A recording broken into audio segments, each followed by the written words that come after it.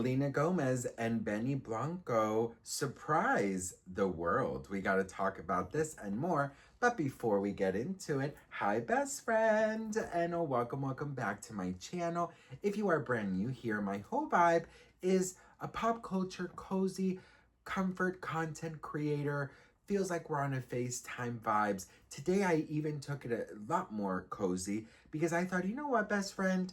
I want to start off the week giving you guys some comfort, giving you guys some peace. And so if you're feeling a little bit, on the edge, I want this to be your comfy video and just that energy that you are safe and that you are in the right place at the right time. All right, best friends. So we have to talk. First of all, happy Lunar New Year's Eve tonight. Tomorrow's Lunar New Year. And stick around to the end of the video because I do have some do's and some don'ts on what to do today, February 16, and tomorrow, February 17. So don't miss out because you want to make sure you follow these rules so you can have a beautiful year ahead. All right, best friends. So I wanted to talk about this because I thought it was so freaking amazing. Now, there's this restaurant called Max and Helen's, okay?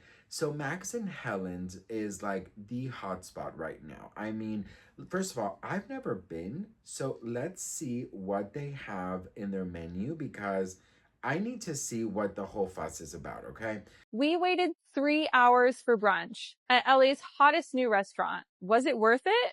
From Chef Nancy Silverton and Phil Rosenthal, Max and Helen's is the hardest table to snag in Los Angeles right now. It's walk-in only, so put your name on the list and be prepared to wait a long time. We spent the day walking around Larchmont Village, playing games, going in shops, and snacking on cookies from Levain Bakery.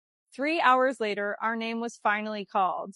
Somebody feed Kate. That's what I'm saying. Somebody feed Kate right now. We didn't expect to have brunch at 5:30, but luckily breakfast items are served all day. Nancy and Phil have crafted the ultimate elevated diner experience with their spin on classics. From breakfast to dinner, these are the 3 must-order dishes. Number 1, the pancakes. Served simply with butter and maple syrup, with a fluffy center, a buttery crispy edge, and a lemony zing. Delicious. Number 2, the patty melt. A perfectly cooked, dry-aged beef patty topped with cheese, caramelized onions, and spicy mayo, served on butter-toasted rye bread. Be sure to get a side of the beef tallow French fries. And number 3, the waffle with maple butter. This might be the best waffle we've ever had. Totally unique with a deep, rich, hearty flavor. The secret ingredient? Guinness. We hate to say it, but Max and Helen's is actually worth the wait. The only question is, are you going now or are you waiting for the hype to cool off? This has become like a TikTok craze, okay? It is just so popular and everybody is there. And the reason why it's getting a lot of headways is because Selena Gomez and Benny Blanco were spotted there waiting. And the wait is almost 4 to 5 hours and they waited in line and some people actually met them and some people are saying she was so incredibly nice. They were all very sweet. The family was so sweet. I was there, they waited. Another one is saying, oh, well, of course, a lot of people are criticizing that it's a 4 to 5 hour wait list. That's crazy too. Now, the reason why that so many people are making a huge deal is because not only did she go to this diner again, but this is the same diner that she celebrated Valentine's Day with the Rare Beauty team and some influencers. So they had their diner for themselves, and she went back another time to go with the family and wait almost freaking 4 hours in line. And what I love is that everyone around there who met her said that her and her family were so incredibly kind. In case you missed this from her Rare Beauty event, check this out. So I'm going to have her try my 3 favorite things at this little diner that me and my husband go to. We've got some gravy, brown gravy, french fries, and then a perfect cute little waffle. So what I like to do is I take one, dip it in the gravy, take a good bite, a little bit of the waffle, the syrup. Oh, that just sounds so good. Tonight is the night. Okay, let's try this one.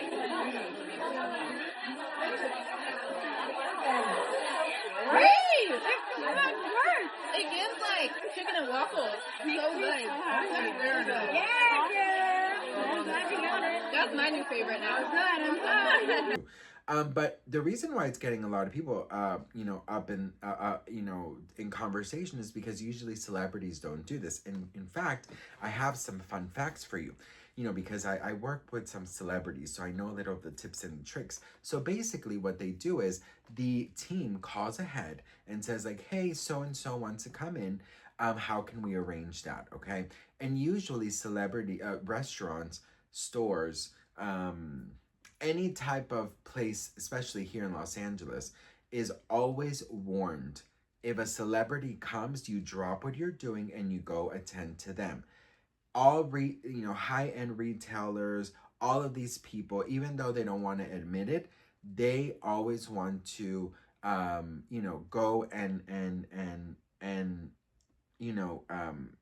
cater to the celebrities, because they know that celebrities wearing or being seen at their place is going to be paparazzied. It's going to be, a promotion like no other. And the publicity is going to be insane. So obviously they want to make sure. Now, there are some very high-end places like Chanel, Versace, Balenciaga. Those places can be tricky, especially in Europe, okay? In Europe, they do not play the way that they play here in the States.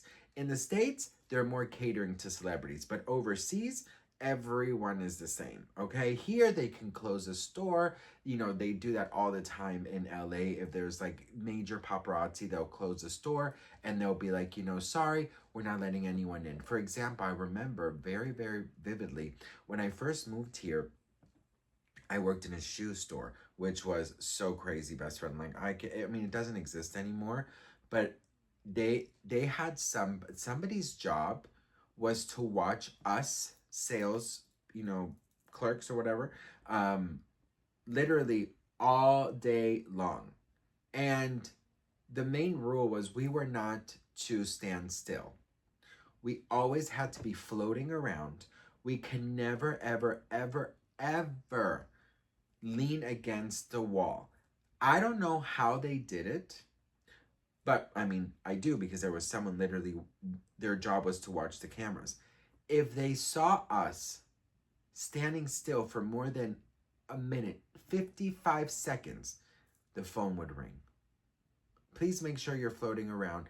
The shoe to the left corner on the bottom needs to be polished. You need to move that. There's someone coming in. The storage, I mean, it was insane. We were not able to do any of that. And there was only one blind spot back in the storage area where we would always just like literally stretch because we were so tired, just sit. So in between us, we had like this pact where we would be like, because they also had audio.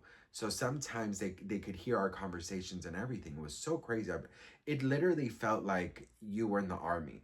And so we would take turns going to that blind spot and just sitting.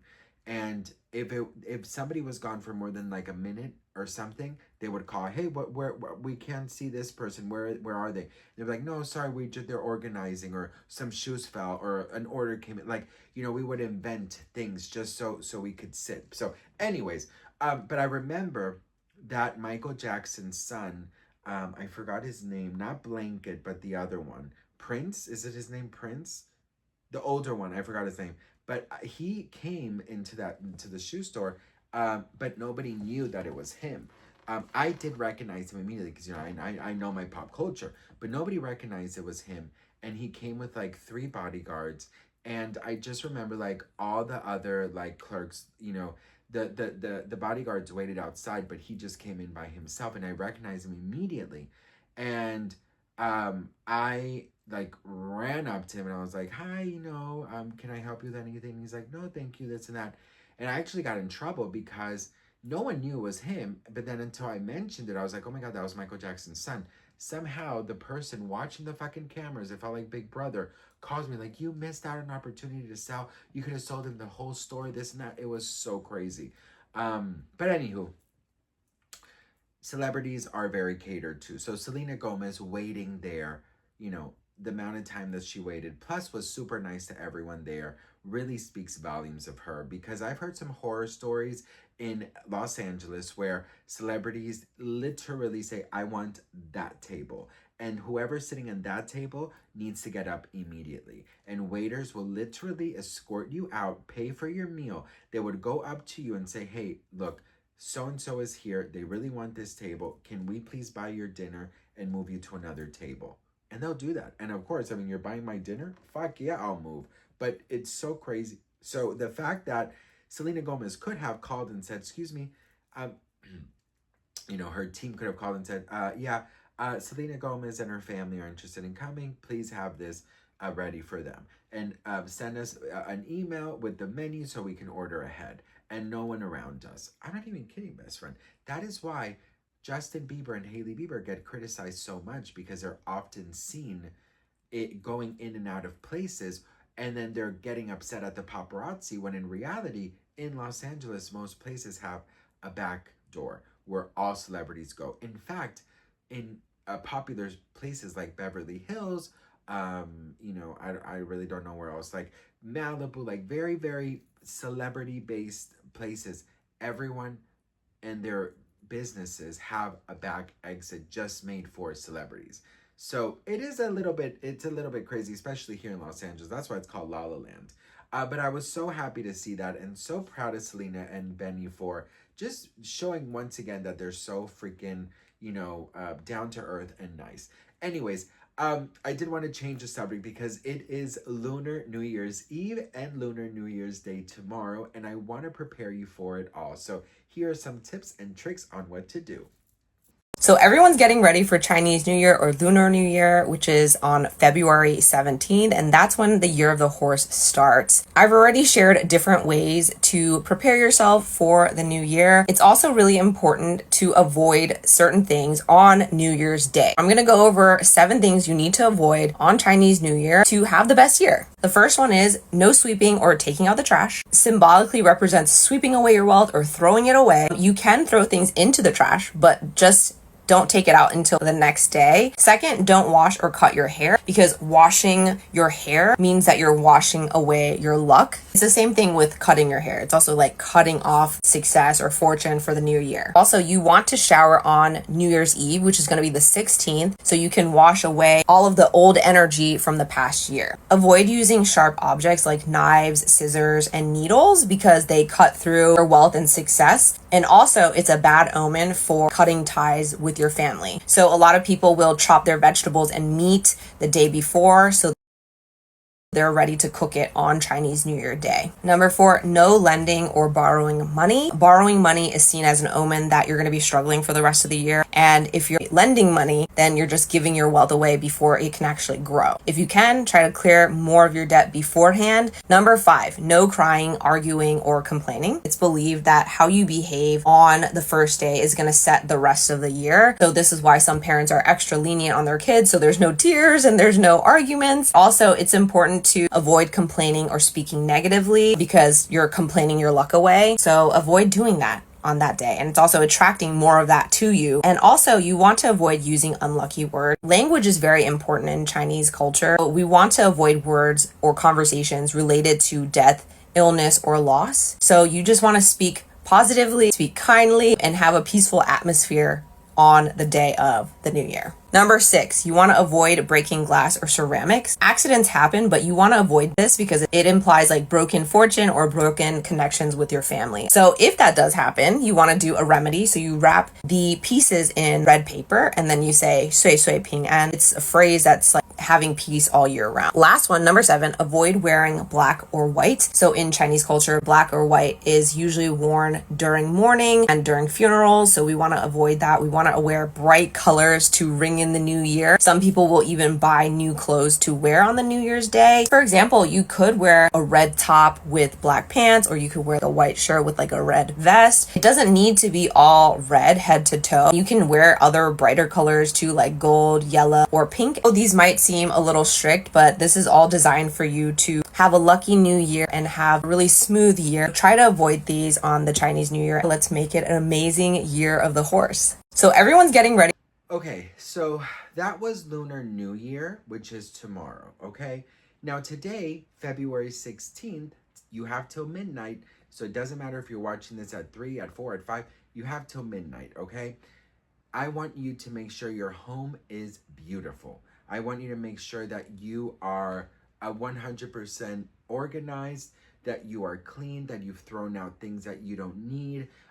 Just make sure that things are clean and that are welcoming. I also want you to please place a glass of water by the door, okay? Because that also attracts very good energy, and the wealth energy knows where to come in. I really firmly believe these things. I think they're so beautiful to embrace. I love culture. I love learning. I love respecting it. I love understanding that there's a world outside of ours. And I think that it's a beautiful thing when you could embrace it and you could, celebrate amongst it. So I do think it's important to look beyond your beliefs and beyond what you think is the whole world, because quite frankly, sweetie, there's a whole world outside. And I think it's a lot of people are kind of ignorant to that and don't want to accept that there is a whole world outside. So never wear black or white starting today. New Year's after 12, you don't want to be wearing black or white. So I think that's very important as well. And just be as positive as possible. And I get it, best friend, especially us who go, suffer from mental health. I understand that it could be very difficult, and it could be more like, okay, girl, yeah, picture perfect. But sometimes you just got to lie to yourself, and you got to just pretend that everything is good. Now, what I do lastly want you to do today, best friend, is I want you to write a letter of all the things you're letting go, okay? Because remember, today ends the year of the snake, the year of shedding.